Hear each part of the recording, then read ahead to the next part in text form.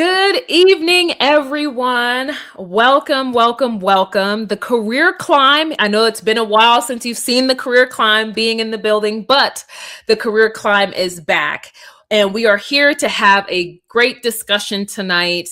Before we get into anything, if you have never seen me before, my name is Julia Rock. I am the founder and CEO at Rock Career Development, and we focus on all things leadership development. We help leaders become more effective in their organizations to create better profits, better productivity, and better morale.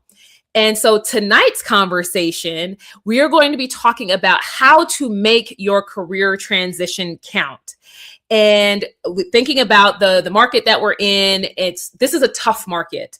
And so I knew I wanted to have this conversation, but I didn't want to have it by myself. So I decided to get my good friend, Mr. Kareem Rogers from the Fit Recruiter. He is in the building with us tonight for us to have this conversation. So before we get started, I just want to make sure that you guys know that you can drop questions, a comment so that we can see them. Let us know where you're watching us from. We want to make sure this is an interactive dialogue. We don't want to just talk at you, and we want to make sure that this conversation is relevant for what you need right now, especially if you are in a state of transition. And so with that, I've got my speech out the way. Kareem, what's happening?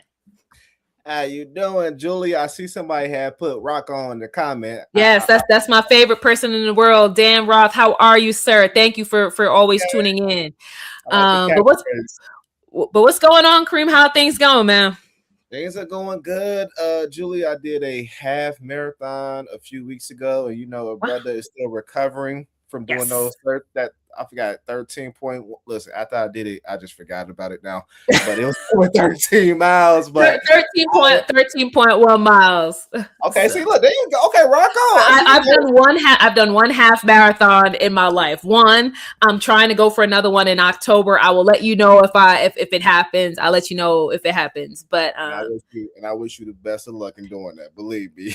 But I'm serious though. I'm doing good. I mean, it's about to be Memorial Weekend. I mean, work is work. We do what we can, but I'm happy, I'm blessed, and I'm happy to be here and have this amazing conversation with you that a lot of people may be dealing with right now. So I'm always looking forward to giving some information to people from a recruiting and career coaching standpoint. So I really, really think we're going to have a great conversation today. Absolutely. So I know how awesome you are, obviously, but for the folks who are watching and this is their first introduction to you, please just give the folks a little bit of insight about you, and then we'll get into the conversation. Sure. So first thing first, how is everybody doing? Hope you are warm. Hope you are enjoying the spring weather wherever you are. For those of you who do not know who I am, my name is Kareem Rogers. I go by the Fit Recruiter. So my goal is to help job seekers, who I call strength seekers, get bigger salaries and stronger careers. So I own a company called the Fit Recruiter, where I am a career coach, where we help you with career coaching, resume optimization, LinkedIn optimization, interview prep, salary negotiation.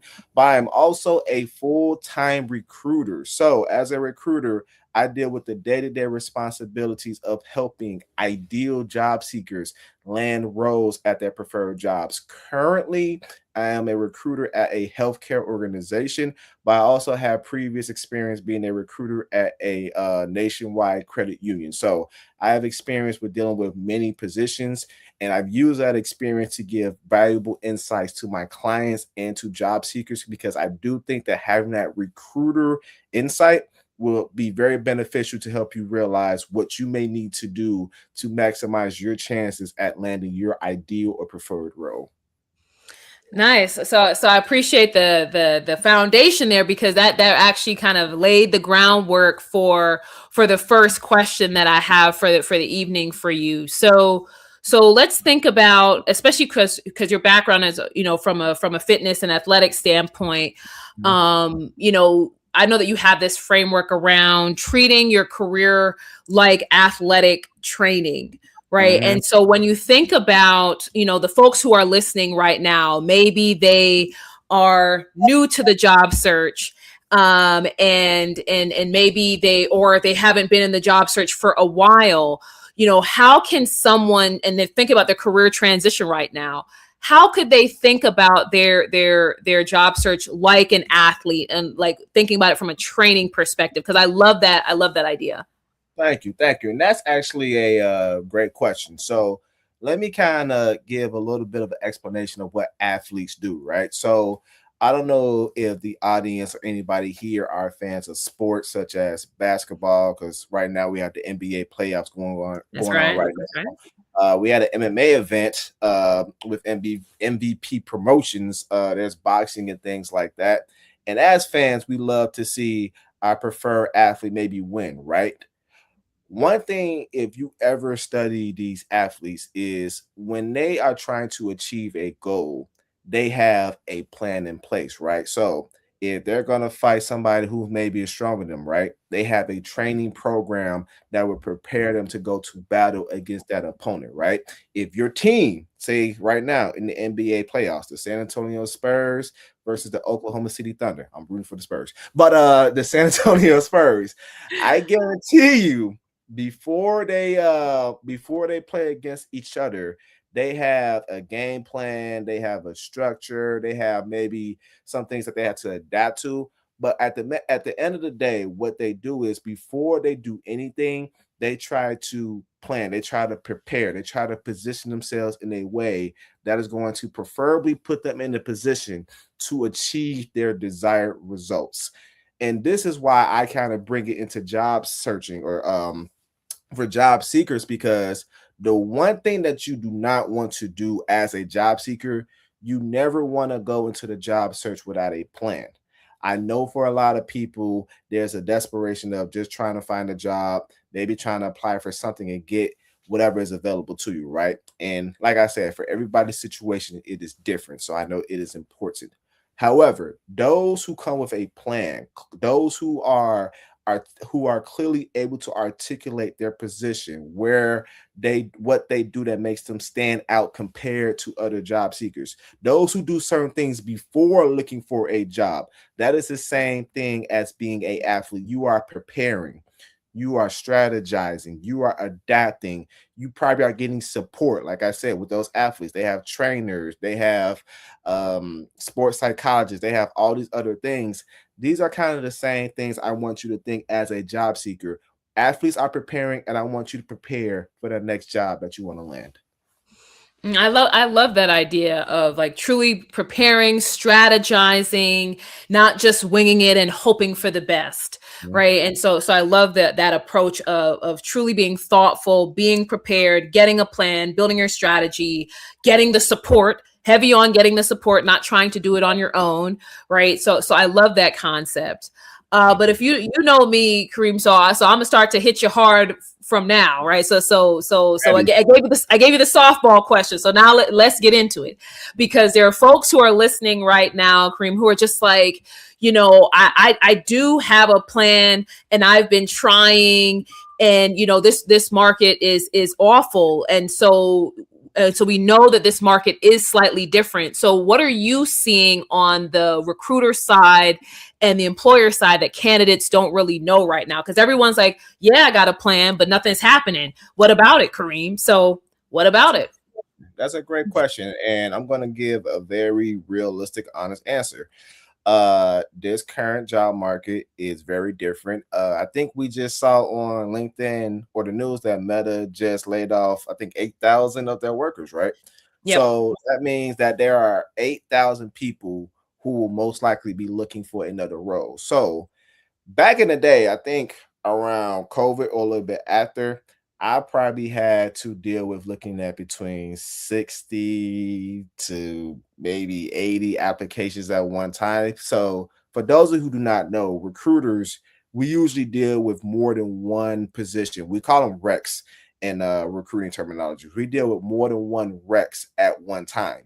So that means that I'm looking at a lot of applications to see if you are meeting the qualifications that the hiring manager has discussed to me. Now, since a lot of people are getting laid off, you are basically, and people may hate this word, but it's true. you are competing against more applicants than you probably would in a different market. So right now, I mean, I had a situation where I've had almost 200 people or 200 applications I had to look at one time, right? And that is very time consuming. And for a lot of recruiters, because they are trying to get through these applications as quick as they can, of course, we're trying to scan, we're trying to make sure that we are looking for the words that will let us know if you meet the qualifications that is listed on the job descriptions. But at the end of the day, we had to deal with that while dealing with our other day-to-day responsibilities, which people don't realize. We do more than just look at applications. We're also trying to find the ideal candidates. We may be doing some other things to improve our processes, to develop long-term relationships with other organizations such as universities, workforce developments, and things like that. So, since we are dealing with more than one, I mean, not more than one, since we're dealing with so many more applications than we are used to, we are really trying to get through it as quick as possible. So that means that you are basically competing against a lot more applicants. And most of the time, too, these are people who are probably overqualified for these Mm-hmm. positions. Because now, for some people, they're just trying to find a job because it is so hard out here. So the competition is way more tough, and you really have to utilize some strategies to try to increase your likelihood of at least landing a interview and also a job. Another thing too, which is also very important, is a lot of people, and people probably won't like this. A lot of these hiring managers probably already know who they want before they post the openings. There are some organizations, and I will agree as a recruiter, I personally do not like this, but this is true. There are some organizations that make it mandatory to post a position externally, right? Right. Yep. However, there are certain times where they probably already have referrals, networks, internals who they've already discussed about the position, and they've already probably chose them before they posted the position. So one thing that's also very important is that connections, networks, being being known, visibility is very important in this market because like I say, a lot of people are gaining positions and roles most of the time through just people just through connections, overall visibility. So it's very important to brand yourself. It is very important to bring that visibility out there and to position yourself as someone who is an exceptional job seeker. So wait a minute. Because what I'm hearing, and I don't want to hear it, is that it sounds a little bit hopeless for folks, right? Because somebody may listen to what you're saying, and it just sounds like, does that mean, okay, if there's so many of us who are applying for jobs, and half the jobs may already be, you know, so pre-selected, they have a candidate pre-selecting, what hope do I have? And I guess the bigger question is, and you were kind of starting to get into it with a little bit about the connections, what is it then that we as individuals need to do? What's being required of us now, right? Because I don't want to just be applying for jobs and feel like, okay, it's hopeless, especially if you're in a state of career transition like we're talking about. If you are coming from one place and going to another, um how can I make sure that I'm positioning myself for success and I'm not just in a hopeless state? What would you recommend? That's a great question. And one thing I would definitely say is that I don't believe in the word hopeless. I think it believes in adapting. At the end of the Okay. day, you have Ooh, to like adapt. adapting. Talk about it. At the end of the day, things are always going to change. I mean, let's be honest. When I was in college, LinkedIn was not as big as it is now when it comes to Right. branding, right? Because the only thing I was told when I was in college is, hey, you just probably put what's on your resume on LinkedIn, use that to find a job, and that's it. Yeah. Now, LinkedIn is a whole different entity where you see a lot of people developing their brand through LinkedIn. So my mentality is things are always going to change.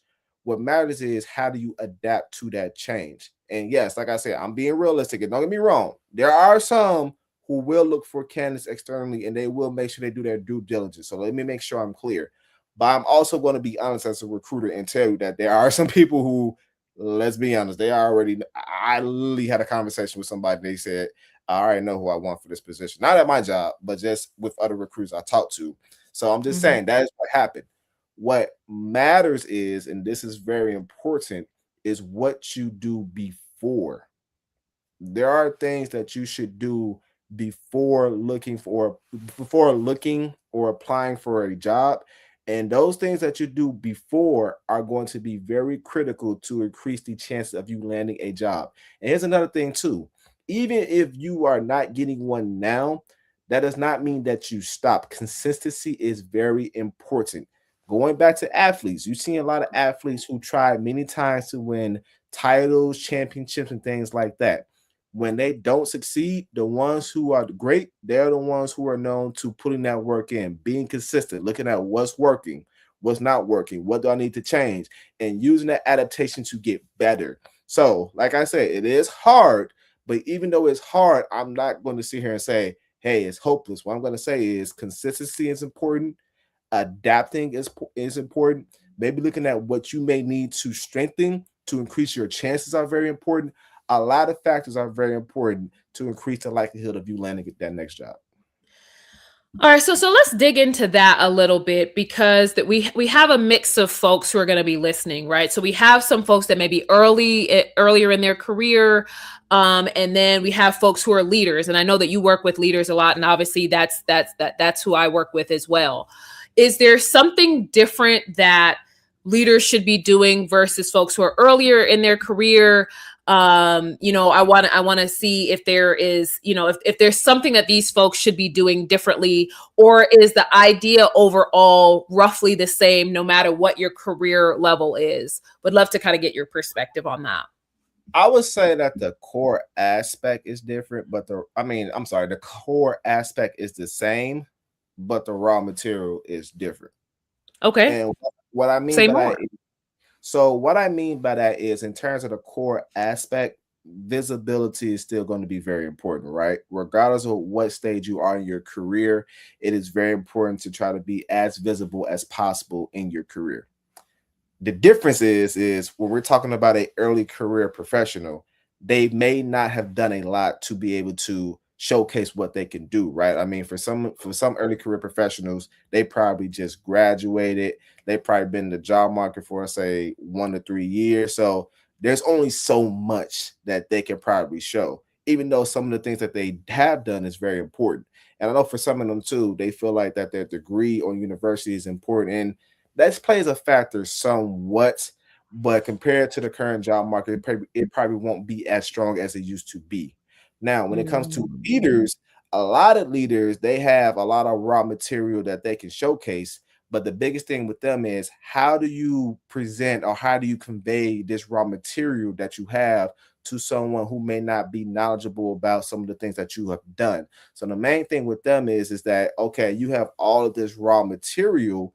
How can you configure this in a way that when you are showcasing this or that you are presenting this to another person, they understand what you're talking about, right? So let Mhm. me give you just an insight from a recruiter perspective. Yeah. One thing that I've learned that a lot of job seekers make the mistake of is they think that a recruiter may understand certain verbiages that they use in their resume that Yeah. may correlate to what the person is looking for in the job requirements, right? I say this all the time. You do not know who is looking at your resume, right? I mean, of course, if it's the hiring manager, you will assume that they understand certain verbiages. But for some companies, the recruiter is looking at your resume or your application first. You do not know if this person is new.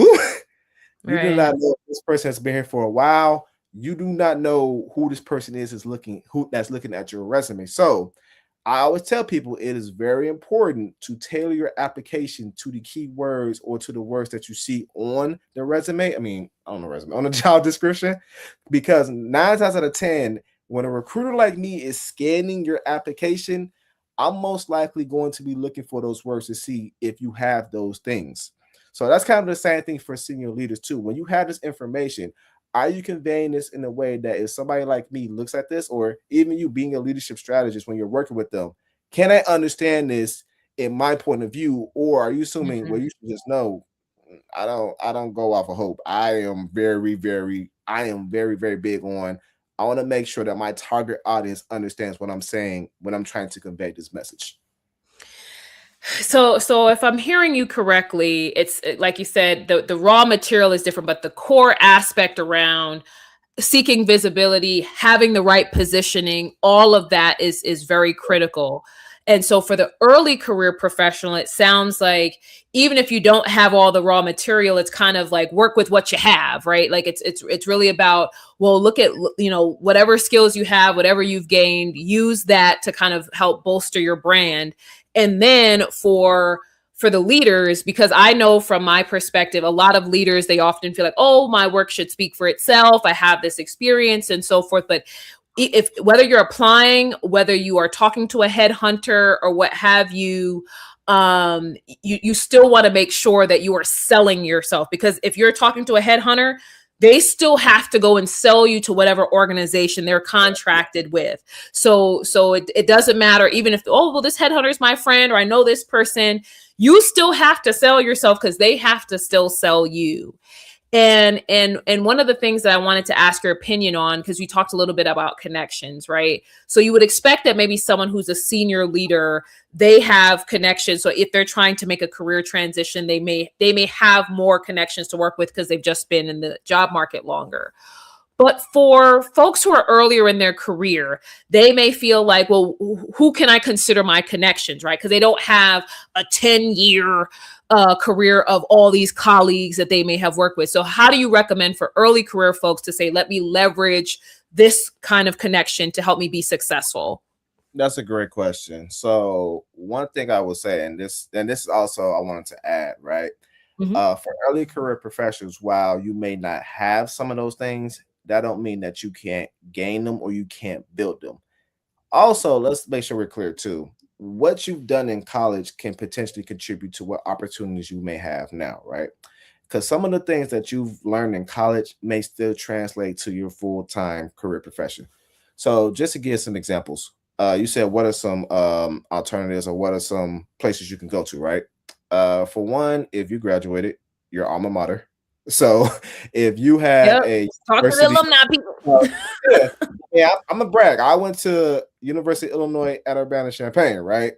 Okay. And you'll be surprised by how many people went to U of I. Even one person who I'm working with at my job, I didn't even know. I've known this guy for almost 2 years, and I literally just found out he went to U of I. And when I tell you we became the best of friends that quick, you'll be surprised by just having that connection is Yep. going to probably play a role in them wanting to help you. And not just your alma mater, your organizations. If you were a part of a fraternity, a sorority, if you were part of a student Mhm. organization. When I was in U of I at the time, I was a part of NABA, the National Association for Black Accountants, right? And I actually just told one of my friends who I did see comment, shout out to Brian, like join organizations where like-minded people or people who you ideally want to connect with will be able to help you, because if they see that you are interested in a potential position and they are able to connect with you, you'll be surprised by how helpful people are. And I think that's the thing too that a lot of people are scared of, is just asking for help or thinking, Mhm. oh, they're probably not going to help me. Like they'll be very surprised. A lot of people want to help. The thing is, you have to go to them and talk to them. Let me give you one story. This is something that just still stands out to me, right? I remember when I was looking for a job at one point, I applied to this big tech company, right? And at the time, I did not get even an interview. I had a connection. I asked them, I said, hey, do you know somebody that works here? They knew a director. The director referred me, instantly got an interview. Wow. Stuff like that Okay. because of connections.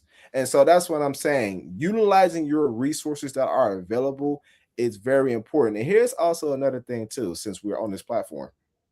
You'll be surprised, Julia. Let's be honest. How did we start talking? Through Did I, LinkedIn. exactly. Exactly.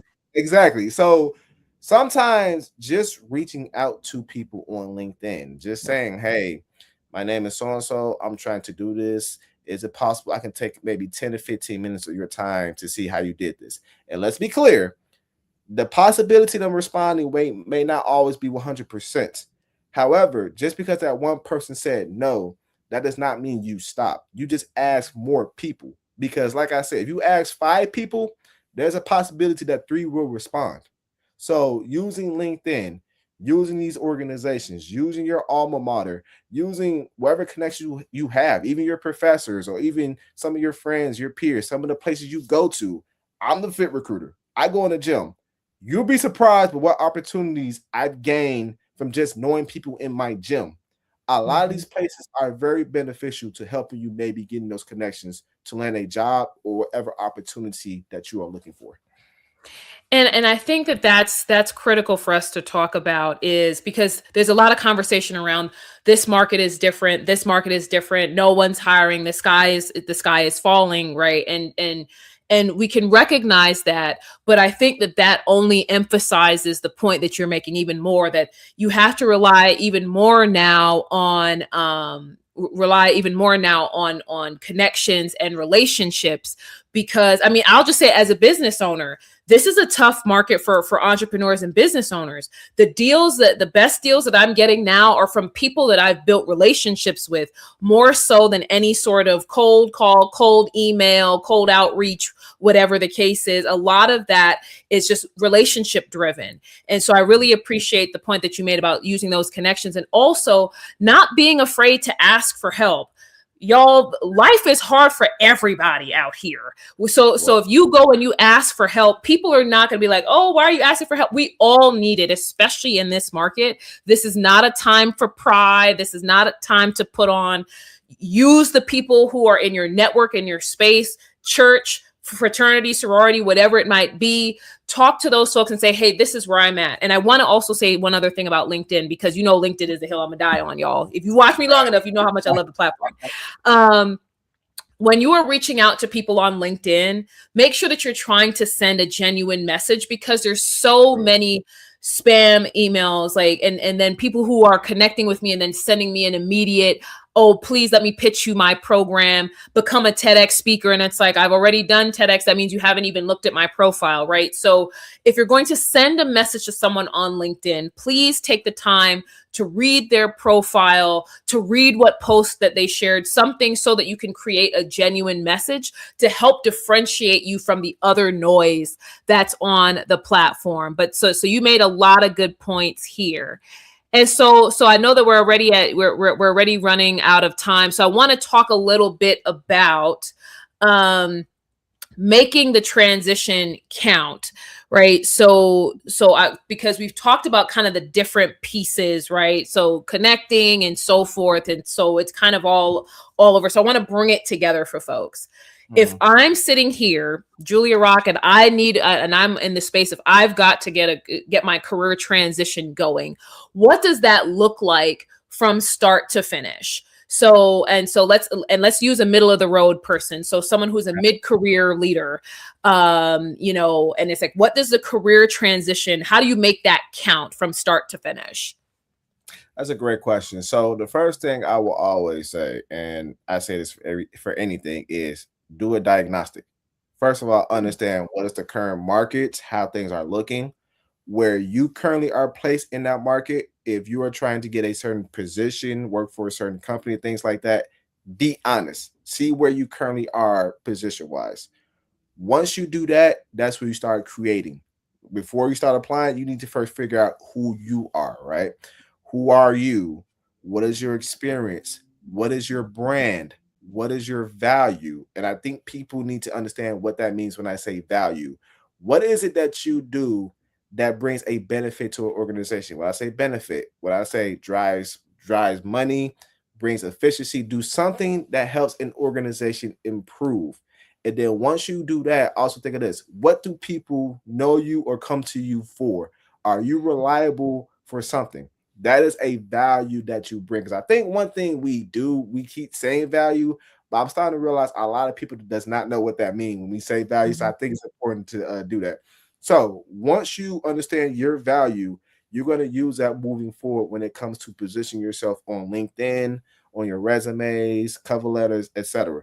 And that's when the work comes in. So keep applying, keep trying to connect with people, keep trying to consistently put in the effort. And through that effort, you adapt and you keep going forward. If you see that something is not working, that is the time we may have to step back and say, okay, let me analyze this situation and see what is potentially working and what is not working. If you're getting interviews, but you're not landing the role, that may be something you need to see. Hey, is my interviewing going well? If you are applying for jobs but not getting excuse me, hey, is it that I don't have the experiences that they're looking for? What can I do to potentially stand out? Maybe do some projects, maybe do some volunteering, maybe go into networking events to start talking to people who can probably help you and guide you. And then once you do that, that's when I think you'll be in a position that you can land. But like I said, I think it's a repeating process until you reach that intended goal. And so then let me get even realer with you right now. We can get even more real. So you have people that are in a state of transition right now. What are your thoughts on people taking either pivoting to another career option in the short term, or taking on contract or temp work or something to bridge the gap? Because for a lot of people, they may feel some shame around that. They may feel stress around that. They may wonder what happens from a career perspective. What would Right. you like? How would you talk to those folks who are wondering, okay, should I just pivot temporarily? Like, hey, this career path ain't hitting right now. Maybe they're not hiring. So maybe I should do this thing over here. Maybe I should take a contract or temp. Want to hear your thoughts on that. So, because we want to give people real insights about what they're experiencing. So first of all, there are many avenues you can take in that route. And Mhm. let me first say I can understand the shame that people may feel. And also too, just the sadness, because if you're not going where you want to go, that can make you feel down. And I think it's important to acknowledge that part as well. But one thing I will say is, like I say, it's just always important to adapt. You ever heard the saying that sometimes it's just good to get in the door? And then once you get in the door, you adapt based off of that. I actually just told one of my friends that uh actually last month about something he's trying to do, right? If you need to adapt or if you need to just get something for now, it is okay, because at the end of the day, we got to get paid, right? Bills got However, to get paid. exactly. However, even in that situation, still work on your goal, whether it's something that's doing a project related to it, joining an organization where there are people like that. Maybe even at your current job, ask them, hey, are there some things I can do that relates to that, just to get some experience doing that? Still try to figure out how you can try to get some type of experience or connection that can bring you closer to that goal that you want to achieve. So I will never attack, or I will never criticize people who may have to go that alternative route, because like I said, everybody's situation is different individually. But what I will say is still use that time to see what is something that I can do that can bring me closer to that goal that I want to achieve.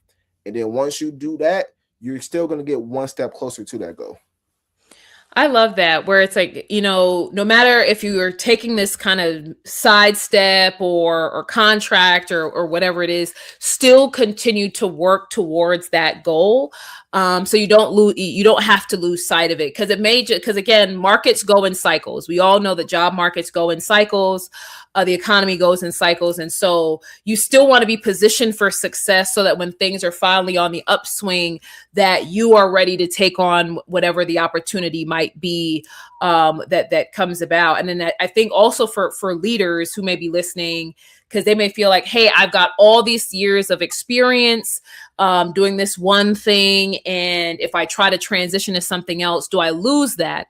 No matter what career you've been in, you have built a depth of skills and expertise that are likely transferable to another industry. So if the goal for you should be identifying and maximizing those transferable skills, so that even if you were a VP of marketing in the pharmaceutical space, right, now you can go to another industry and maybe perhaps you, even if it's not a VP position, maybe there's a situation where you don't get the same title, but you can still be in a position of leadership because you're bringing some transferable skills. So I just want to give some hope hope Right. there. So as we round out this conversation, so we've talked a little bit about how people can start to position themselves, and what a transition may look like from start to finish, building the connections. We've talked about a lot this evening.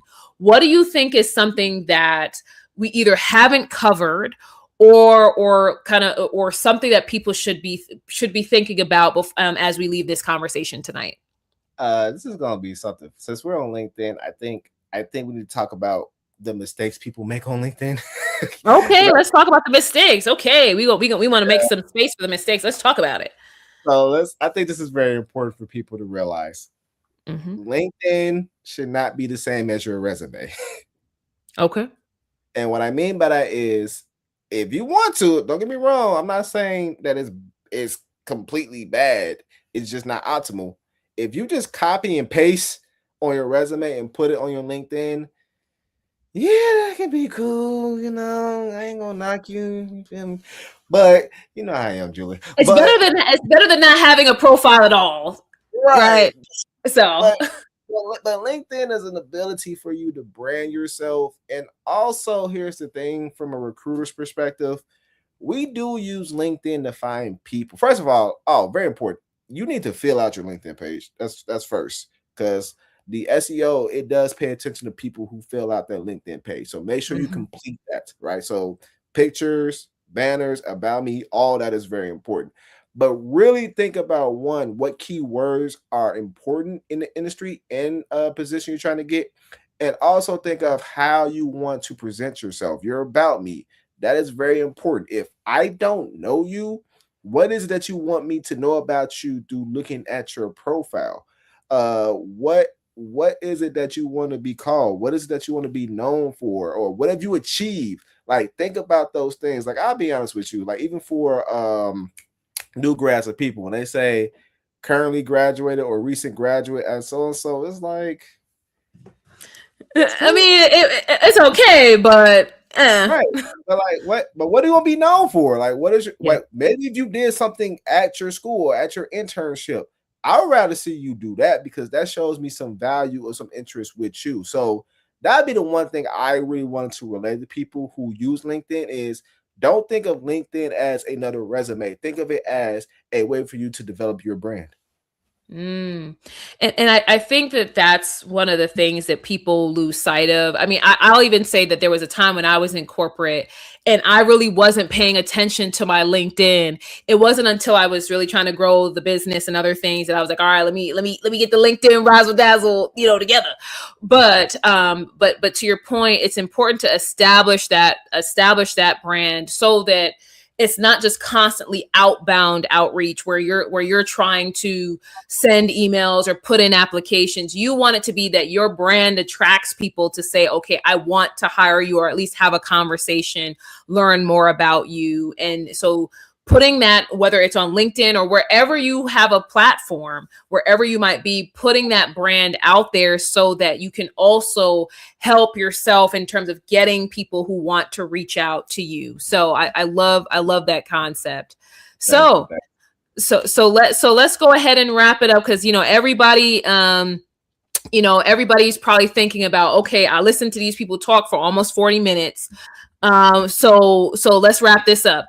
What is one thing that you think that everybody watching should do this week or going into next week? So by next Thursday, what's one thing, whether the person is a senior leader in an organization who's making a career transition or this person's early career, what's one thing people should be able to do or they should do after leaving our call today? Well, I would say what I said earlier, do a diagnostic. Think about Mm. what you've done, think about what you think you need to do, and think about how you can position yourself better. If you need help, this is where you have a leadership strategist and a career coach to help you. There are some other resources, but be very honest about where you currently are. And if you want to get to a certain position, think of what you may need to do to get to that point. We've given some very insightful suggestions. So if some of the suggestions we gave were very helpful, try to use that to your advantage. So that's what I would say. And so I'm gonna give two. So it's gonna be one, the diagnostic, and two, you gotta reach out to Kareem and talk to him. So speaking of reaching out to you, where can the good people find you if they want to work with you, talk to you, learn more? Thank you. Thank you. So, for those of you who are in need of a career coach, a resume writer, LinkedIn expert, I am your guy. You can follow me on LinkedIn. I also have a website called The Fit Recruiter where I talk about my services. For those of you from the recruiting side, if you are a nurse and you are trying to work at a hospital, I am a nurse full time. So, we are always recruiting for nurses at my full time role. So, I want to make sure I give people that chance. Please reach out to me if you are interested. We are located in Chicago. I'll make sure I emphasize that. We are located in Chicago, but we are always hiring nurses. So for my career coaching, I'm your guy. And for my recruiting job, I recruit nurses. Please reach out to me. Yeah, so anyone who's watching, if you are in need of a nursing position, you got to make sure that you get with Kareem. And also, if you're looking for a career coach, a highly skilled, highly experienced career coach, you can't find one better than Kareem. Thank you so much for being with us tonight, dropping all of this insight and perspective. So grateful for you being here. And thank you to Dan and Brian for keeping the chat lit up tonight. Thank you guys for watching, and thank you all. If you had questions that we didn't get to, please feel free to send myself or Kareem a message. You know, maybe you don't want everybody to see it, so please send us a DM. Happy to have any conversations with everyone. So this was the return of the Career Climb. Thank you guys for watching, and I'll see you next time. Have a good evening. Enjoy yourself.